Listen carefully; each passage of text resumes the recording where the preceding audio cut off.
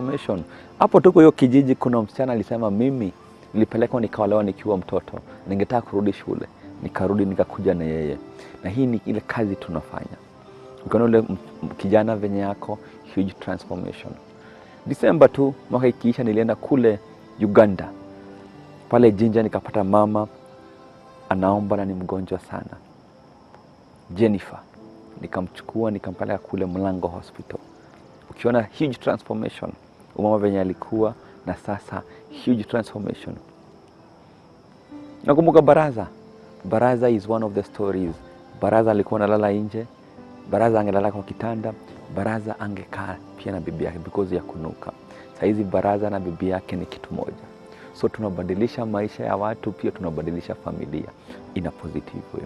And this is what we are doing. Nakumbuka Maundu kutoka kule Ukambani.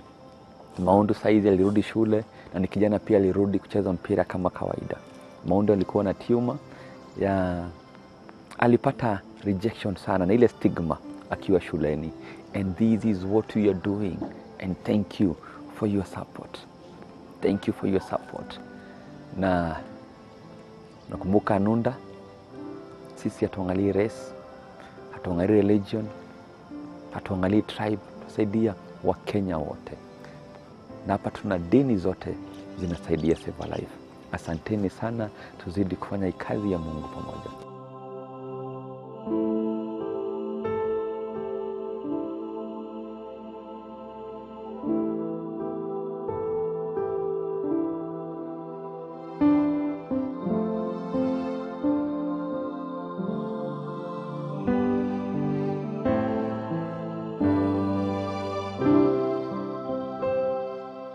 Hii wiki tuko Kibera na tuko na msichana anaitwa Deborah, 15 years old, na mtoto akona tumor kwa mguu na kufanywa upasuaji, but pesa zimekosa. Kuzidisha, mamake mzazi alipata accident, akawa kwa coma for 2 years na bado mpaka saizi ako hospitalini na pesa pia zimekosa.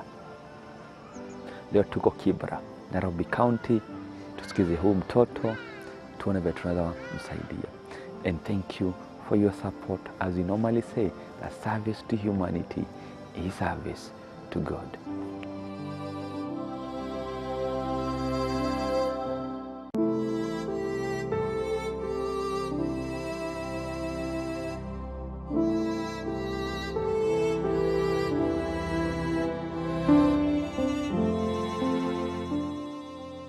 Tulikuwa nyumbani, tulikuwa tunaishi vibaya. Amba zangu wanakuja wanapata zile tunakula, anasema ati kila mtu atafute kwake, alafu mimi naambiwa nitafute babangu tuende kukula huko. Alafu anatumwagia maji, anapasua vitu kwa nyumba. Mimi naenda anga kwa aunti yangu mwingine hapo, mimi nalala. Alafu kuna siku nyingine hapa alikuja akafungia mamangu kwa nyumba, akaanza kumchapa. Mamangu akaanza kupiga nduru kwa nyumba. Alafu mimi kukaribia, ngangu akaniambia eti hapa si kwenu, tafuta babako, nataka kuwa mamako saa hii. Hakuna kitu mnasaidia hapa, chakula tu ndio mnajua kula. Alafu mimi nikaenda kaita mangu zangu, majirani wengine hapo, akakuja. Wakaenda wakaita Chief akuja amsaidie. Alichukua simu ya mamangu. Mamangu akakaa bila simu. Tukakaa hapo, tena akakuja akachukua manguo zetu, akachoma, tukabaki na zenye tulikuwa tumevaa peke yake. Alafu kitanda, hata hatukuwa na kitanda, tukua mahali tunakaa. Mamangu alikuwa anatandika chini, nilikuwa namtandikia tu chini, tunalala hapo. Mamangu achiliwi, anaenda acha kubwa anaweka hapo, acha ndogo. Sasa tukilalanga na yeye na kaanga maji na filango wangu alichoma hizo mangu. Tulikuwa na nguo moja tu tulikuwa tumevaa. Sasa mali ya mama akakuja akatubaia mangu, alafu tukakaa, alafu ndianga wangu akakuja akatuchukua. At least hapo tuko sawa. Mungu wangu ametununulia nguo na tunaendelea poa. Lakini shida ni ugonjwa tu unanisumbua, lakini ukipata Somalia mwema watusaidie niende hospitali nipone. Tashukuru.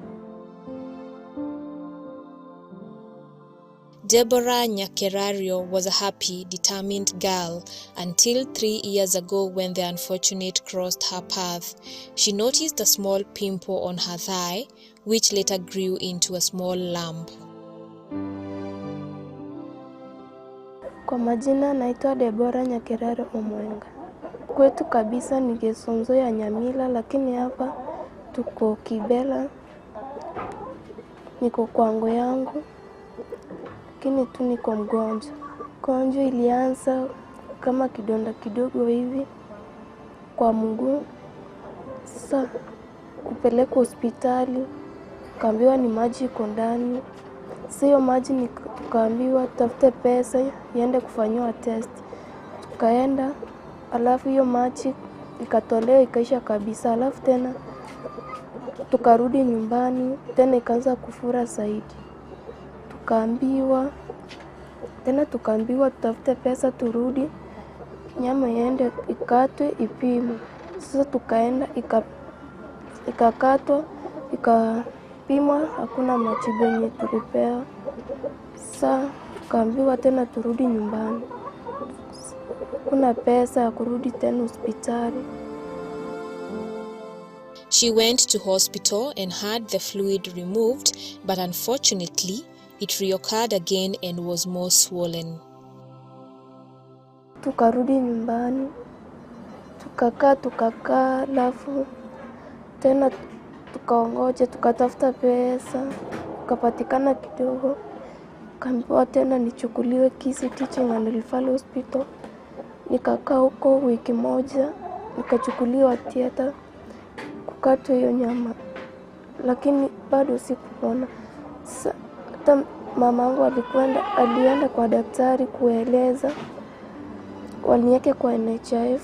Daktari wakasema tuwezi kuweka, mamako acha kuweke.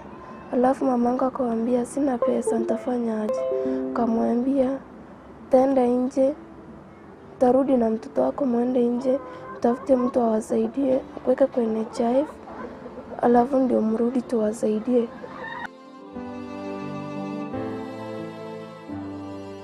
With time, it grew bigger and bigger. Deborah laments the pain she goes through with each passing day.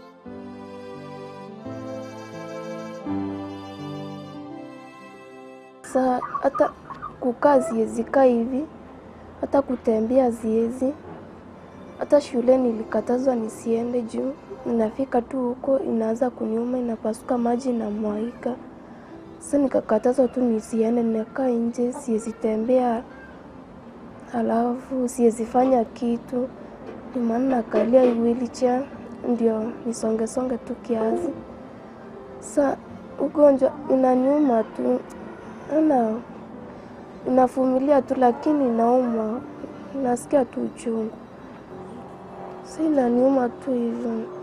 Naomba mnisaidie tu, niende hospitali nipone, nirudi shule nikuje kutisaidia.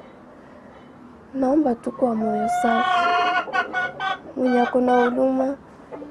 Yaani imagine mimi ni mtoto wako, unisaidie tu niende hospitali. Ikianza kuniuma, inaniuma side moja kutoka juu hadi chini.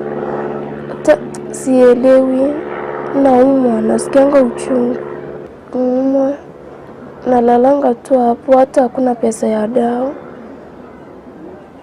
Huwezi enda kukapesa dawa ya wenyewe na una pesa.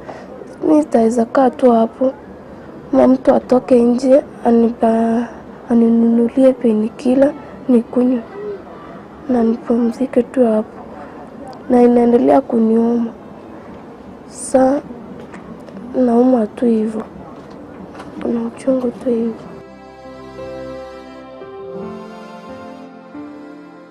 Deborah tells us it has been hard for her mom to take care of her hospital bills. nilikuwa grade 5. Mamangu alikuwa anakuja hapa Nairobi, akafika njiani akapata accident. Alafu kaacha shule, tukakaa nje. Alafu mamangu kuchukuliwa hospitali, akaishi huko. Hakuwa na pesa ya kumtoa ndani. Kakaa, sisi hatukuwa tunaenda shule.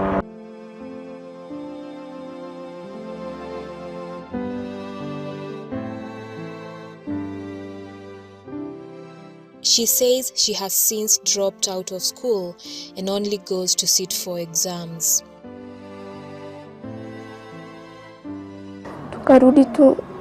Karudi tu nje, nilikuwa naishi tu nje.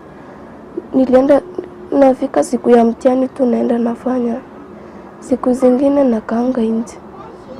Sasa walimu kaamua nitumie NHIF ya mtoto wa shule mwenye ako naye. Alafu nikaenda kunisaidia bado. Nikakaa hapo. Mimi siendangi shule, niko tu nje. Alafu mamangu na hasiwezi. Kuna mtu anatusaidia. Tunakaa tu nje, hakuna babangu. Babangu alitoroka, akatuacha hapo. Nasikianga vibaya, juu wengine wanaendelea masomo. Na mimi niko nje. Na feeling bad but sasa siwezi enda shule.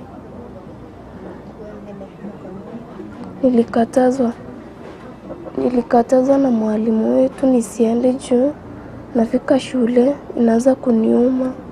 Maji natoka.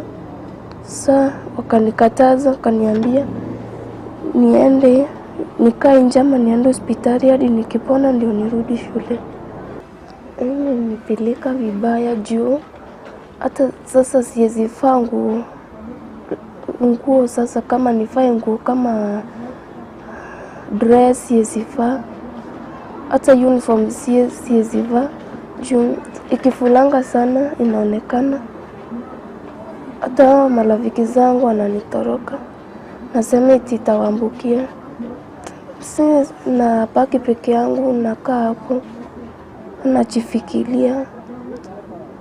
Nakuanga na stress. Tu anasema eti hii ni kansa. Wengine wanasema eti nikikatwa, ikienda kukatwa eti nitakufa, siwezi kaa. Deborah narrates how her father sent them away after their mother came back home paralyzed. He had sold their land and demolished their house.